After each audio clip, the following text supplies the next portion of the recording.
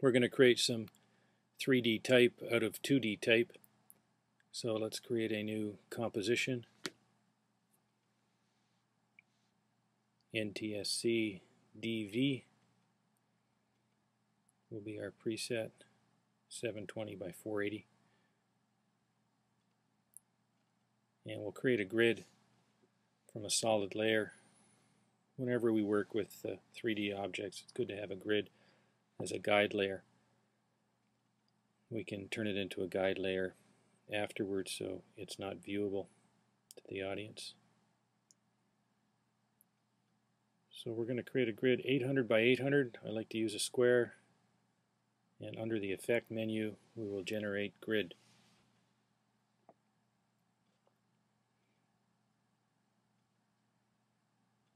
And the first thing we do when we create a grid is we click the 3D switch. And then what we'll do is reposition it by rotating the X value 90 degrees. Here we go. So that's set.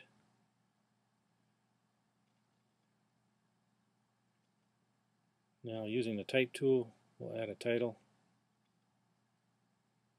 And we're just going to make that a little larger. Set it up to 120.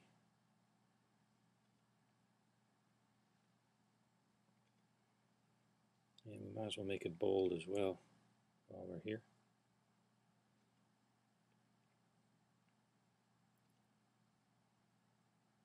Okay, so that gives us a start. And we'll color that white.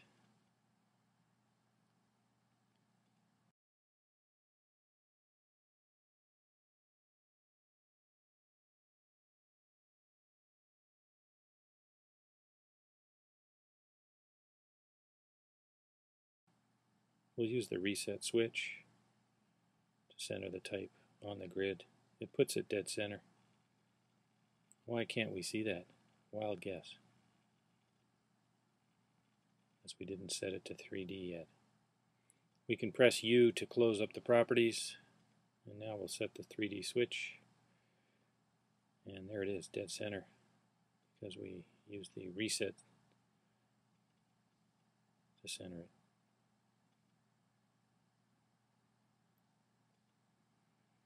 We can use the camera tool.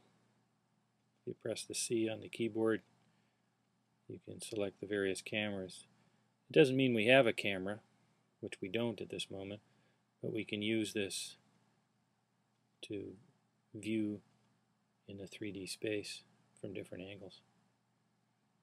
We're going to make some duplicates of the type and write an expression to start creating depth in the 3D type. We're actually going to add layers. So kinetic 2 is the duplicate, and kinetic we're going to color blue, and then we're going to create a series of these layers with the expression that will actually move the layer back 1 pixel, creating the depth. If you double click the stopwatch, that'll reveal the expression field, and you can type in the following expression. Fairly long, but it works. You may want to pause the video just to get that down. So the duplicate is positioned 1 pixel behind the previous layer, and because that expression is on that layer, every time we duplicate that layer, we're actually going to put it 1 pixel deeper along the z-axis. So every duplicate will move back further on the z-axis. So here we go. We're going to make a whole bunch of copies here. I think I make 20. Ends up being 22 in total. Alright, so there we have what looks like a 3D object. It's really a series of 22 slices or 22 layers. But when they're stacked and moved 1 pixel apart, it's starting to look like a 3D object. We're using the camera orbit tool to zoom around and look at it from different angles. So there you go. A couple things left to do. We can create some ground for it to sit on, and we've got to remember to remove that grid at some point. At least turn it into a guide layer. Okay, so let's make a surface for the type. And we're going to create a new comp for this and then put the type back in as a nested comp. So we'll create a solid, so be turned into a backdrop. We're going to create sort of a cloudy effect.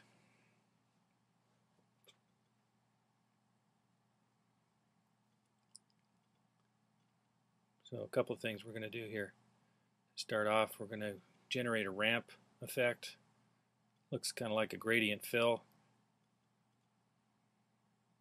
And so we're going to need a couple colors.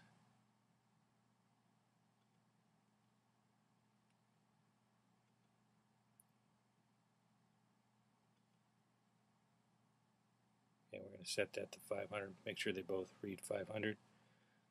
And we're going to set the start color and end color. And we'll use blue today.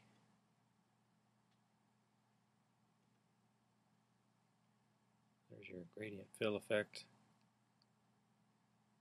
And the end color, make that black.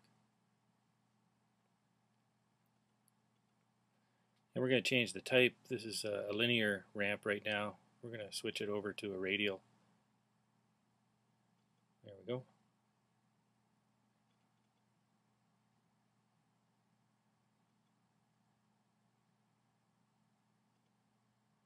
And eventually we're going to marry this with another backdrop,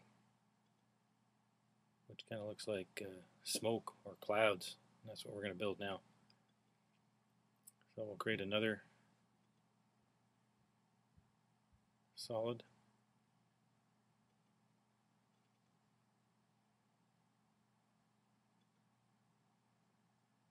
We're going to add some noise to this solid.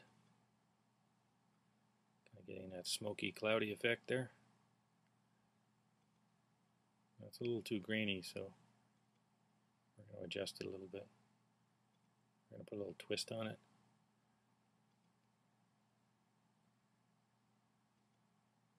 So inside the effects properties, we'll just set up dynamic twist as the fractal type. Here we go. Make sure the layer is 3D.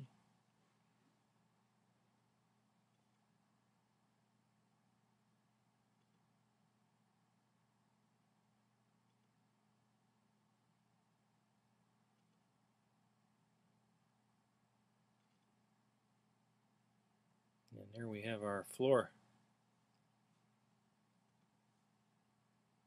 And we've done that a few times already. It's really X rotation times 90 plus 90. And we're just going to scale it up to make it quite large. Looks a little more cloudy now too. And we're going to marry that with the blue ramp we created. I set the mode to overlay, so that's going to overlay the blue when we're finished.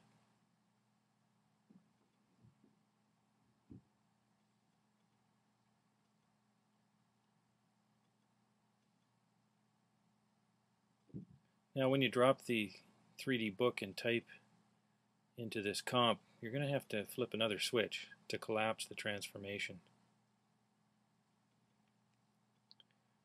If you don't do that, you won't see 3D. You'll only see 2D, even though the 3D switch is selected. So make sure you flip that switch in the layer. And if we turn off a grid, turn it into a guide, and there you go.